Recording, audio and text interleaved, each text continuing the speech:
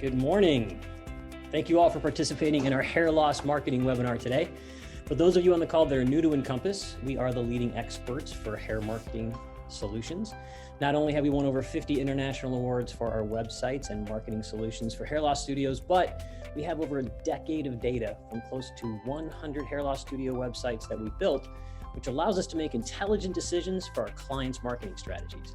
Today, we want to share some of that data with you so you can take your own marketing to the next level. And I think you're really going to enjoy it. And who better to do that than our own Elizabeth Suarez. Elizabeth is a senior account manager at Encompass and a true expert on hair loss studio marketing. So let's just jump right in, and I'm going to turn it over to Elizabeth.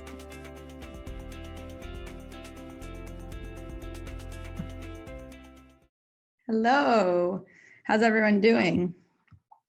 So today we have some really exciting stuff to share with you guys. Here's the things that we're going to cover. We're going to go over some website audience. So as Jerry mentioned, we have a lot of data in the hair restoration industry, which allows us to take a real in-depth look at the data that we're gathering from all the websites. We're going to also look at some Google industry search insights. So we have a really good partnership with Google, and they're able to share some insights in the search queries, how the industry is projecting year over year, and a lot of good data. We're also going to look at some 2019 key changes.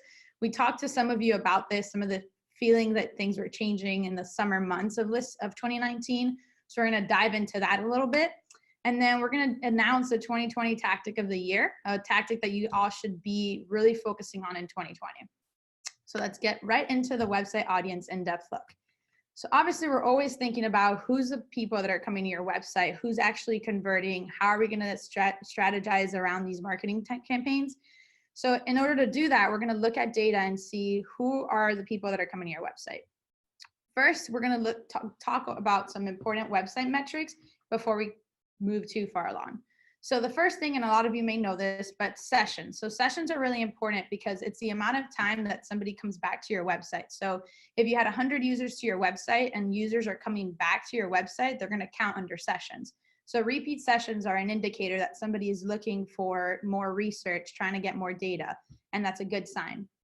We're also going to talk about goal conversions. And goal conversions, if you guys have gone through analytics with us, you'll see that there are goals set up in your analytics accounts. And basically those are anytime somebody picks up the phone and calls you, anytime somebody fills out a form. It's important to note this because these are behaviors that we want people to do once they're on your website. So goal conversions are really going to tell us how your website's performing overall. And then goal conversion rate is the amount of times that users are taking the desired action. So we're going to talk about kind of the industry average of your goal conversion rate and where most of you fall in that. So the industry average for conversion rates for hair restoration, hair loss websites range between 1% to 2%. That's the average. Most of our websites are converting 2 to 3, and some of you are even converting at a much higher rate than that. But it's important to understand the average so that you know where you fall. And that's when people are asking us, when is it time to revamp my website? This is a clear indicator for us. If you're below that 1%, we're going to really look at what's working and what's not working.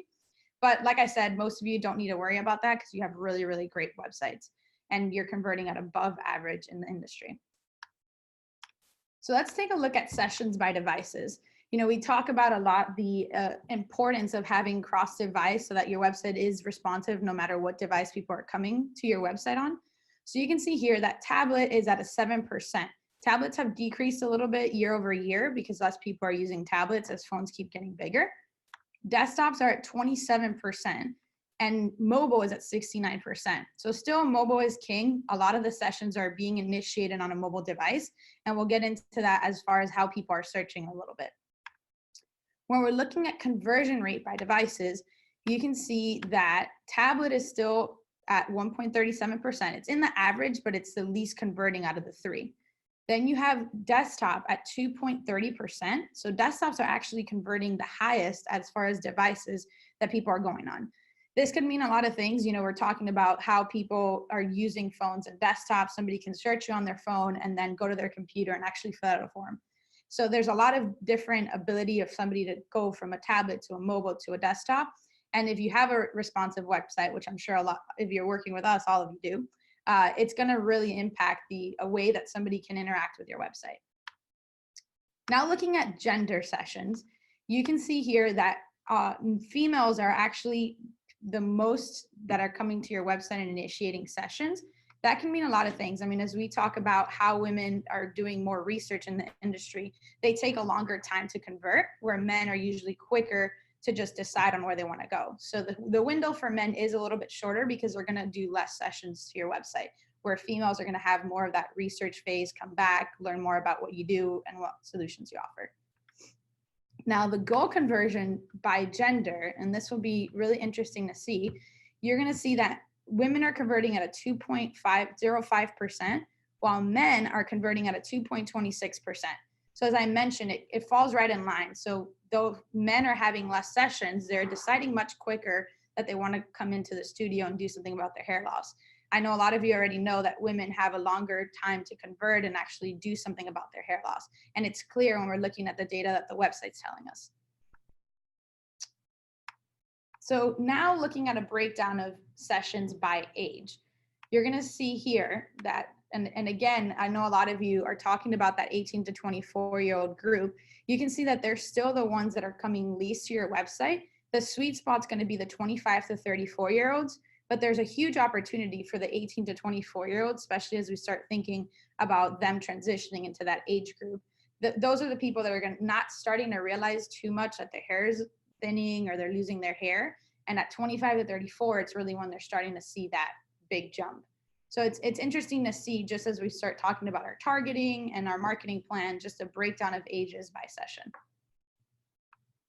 So now looking at some Google data that Google shared with us as far as the industry trends overall, I think it's important to look at the health of the industry, where searches are happening and when they're happening. So here we are. Searches are increasing. This is really, really the positive note to take away from this webinar, is that the industry is growing. The industry is healthy. It's increased 16%. And the value in that is that there's more opportunity now than before to get in front of new people that are searching for hair restoration. So it's encouraging, especially when we're talking about the economy and all these scary things, that the industry continues to grow and there's a lot of opportunity there. And here you can see the breakdown of searches by device, which I'll get into in a second. So when are people searching? This is a question when we talk about the cyclical industry and how cyclical your business is, that it's important to look at as a guidance. So you can see that January has the most search queries in our industry, but October, November, December, which we talk about Q4 being a little bit slower, is not far behind in the searches. And you can see the second column right here talks about cost per click. So though there are more search queries in January, there are less people advertising. A lot of people want to go against the curve. So when July, August, September hits and they're feeling the business is really slow, they want to ramp up their advertising, spend more money to get more people in. But you should also follow the cyclical nature of your business. If you know that a lot of people are searching in January, you have to be there and make sure that you're having a strong advertising campaign to capture those people. And so you can see just the goal of all this is to make sure you're staying consistent all year, because there's still a lot of people searching and you want to make sure that you're showing up. So we're looking at the searches by device from Google. We can see that tablets are at a 4%, so even a little bit lower than our website sessions. Desktop, laptop are 29%, and then mobile's at 67%. So again, just making an emphasis that mobile is king as far as how the searches are coming in and the sessions to your websites are happening. Now 2019 key changes. This is something that we had talked about, some of you individually, and spent a lot of time kind of researching all the changes that happened in 2019. The first thing that we're going to talk about that I just mentioned was just the growth in the industry. That's really encouraging. Just make sure that you keep that encouragement with you, because there is a lot of growth in the industry. And we're seeing that not just on our end, but with Google research as well. And then this trend really affected a lot of you this summer, and it's the increase in competition. So for those of you that don't know, Hims and Keeps are these subscription-based companies that were offering solutions for your hair loss at $5. So a $5 subscription box would make you grow your hair back. So what happened was in Q4 of 2018, they spent millions of dollars starting to advertise their products. By June of 2019, we started to feel that on a local level of people kind of searching for these product keywords and coming into your studio hoping for this $5 solution. What we did, because we had so much feedback, so much research, we realized that the product keywords was affecting your pay-per-click campaign and having these people come in, because Hims and Keeps have really created a buzz around those keywords.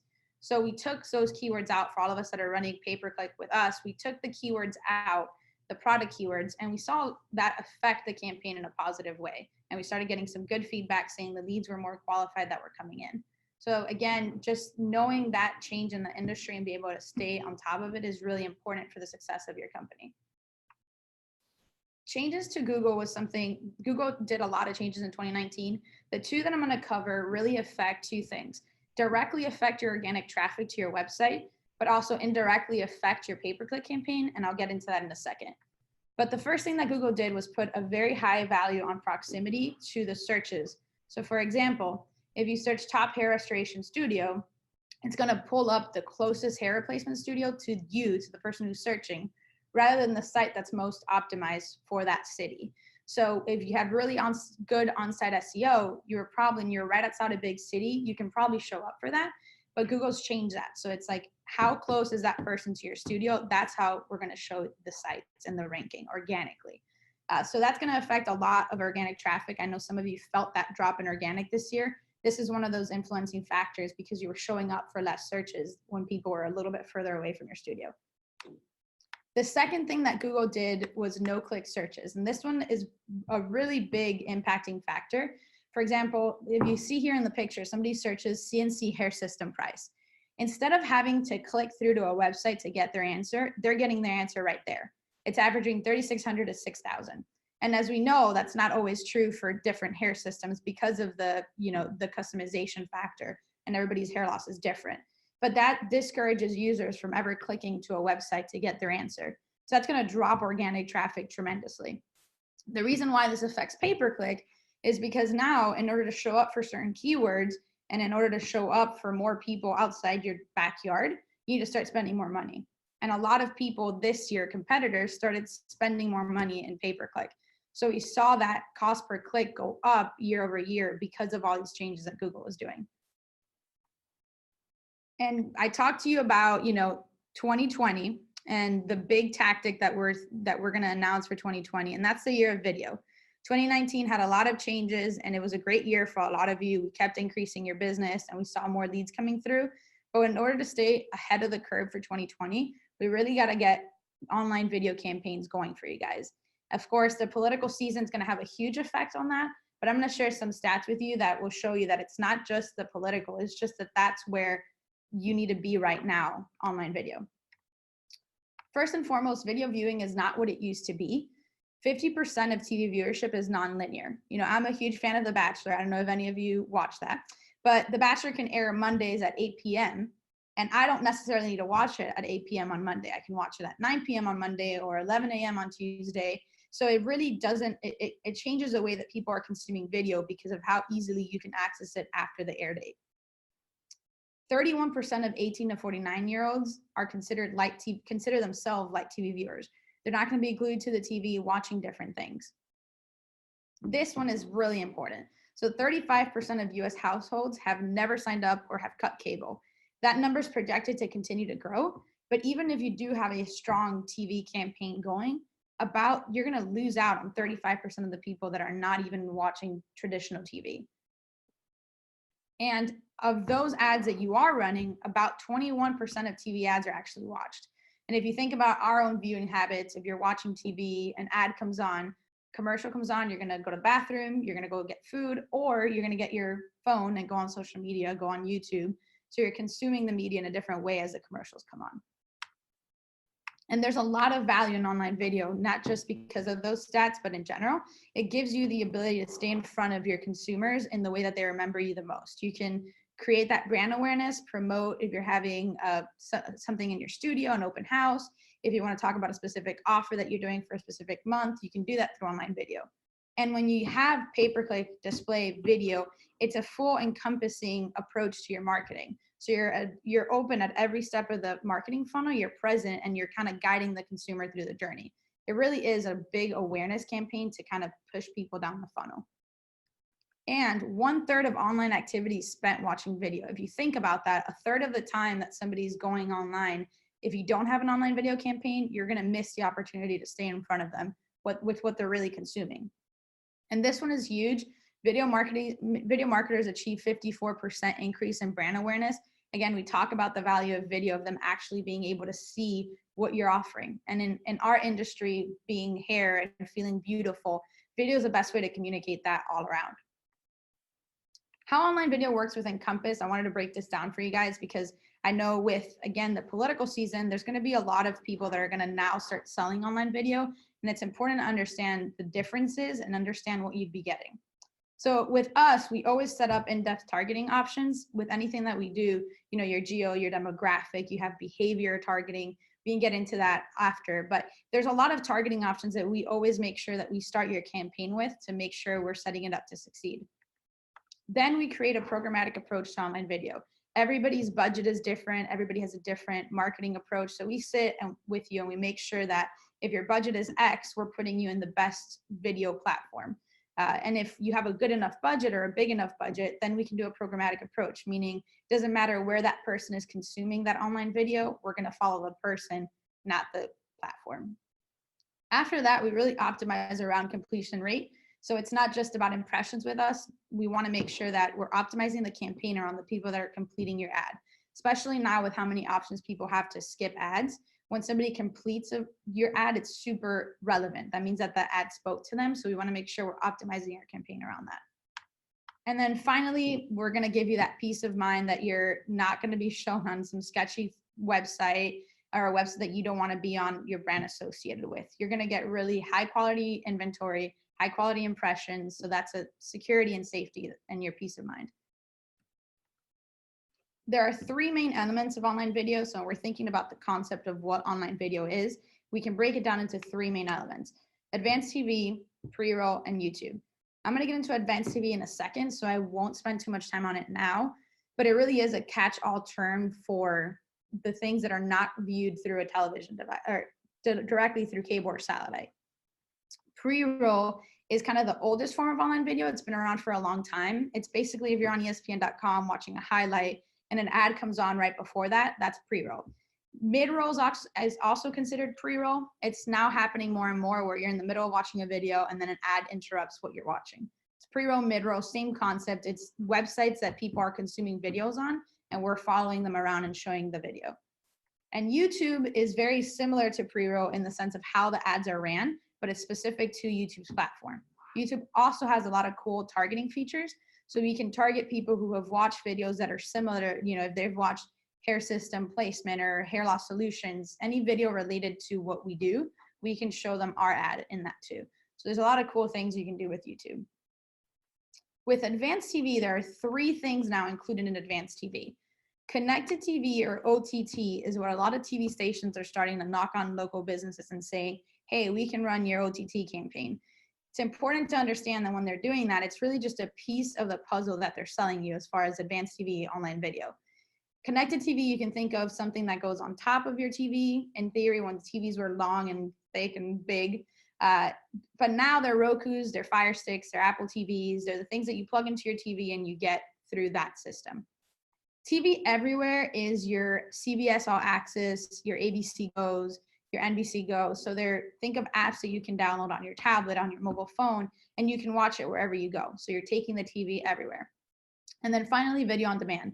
This one's the oldest form of advanced TV. It's basically anytime that you watch something after the release date through your cable providers, the on-demand menu.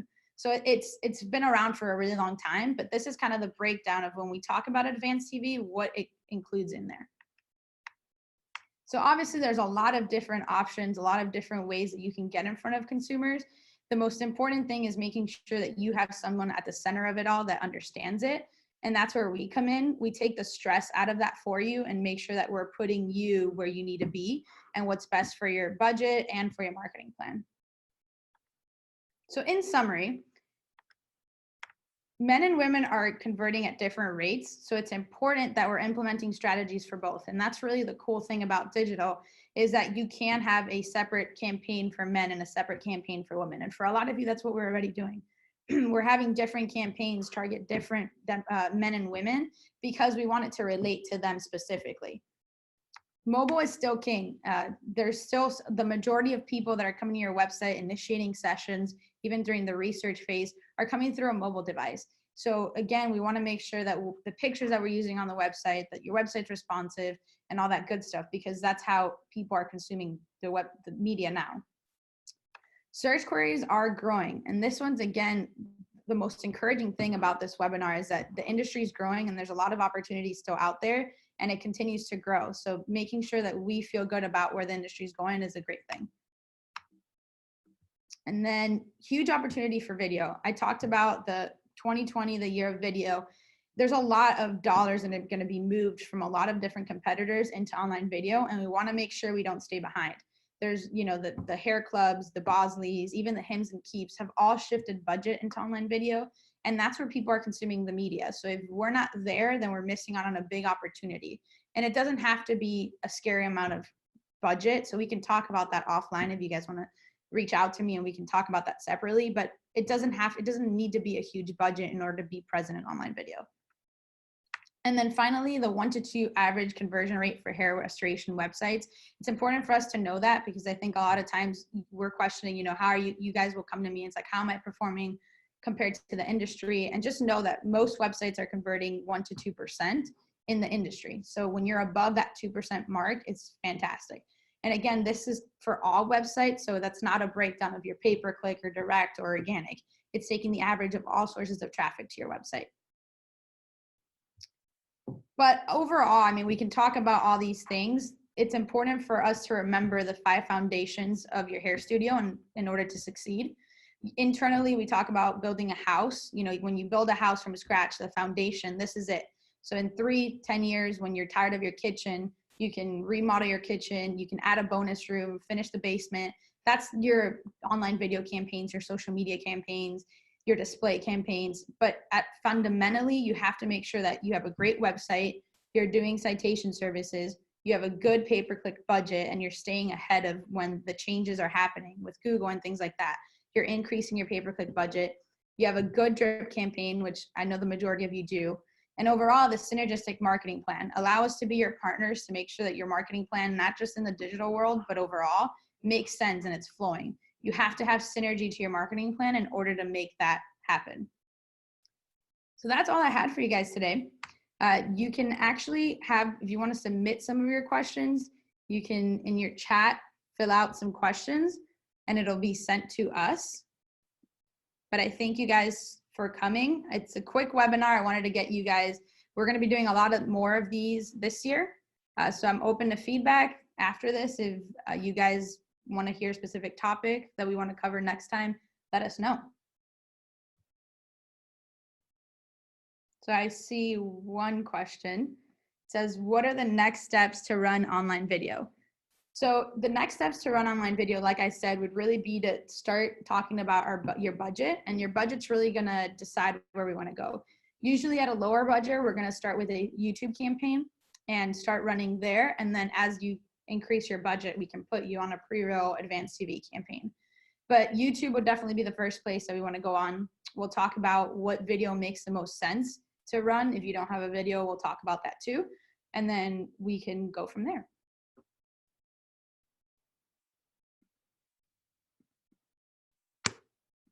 Okay, I have,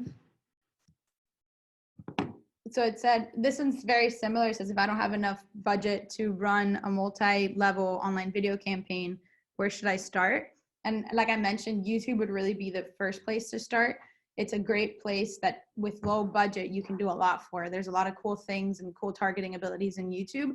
And YouTube is the #2 search engine in the world. So people are constantly searching different things, especially in the research phase. So it's a good branding tactic for sure. Okay. And I think that's it.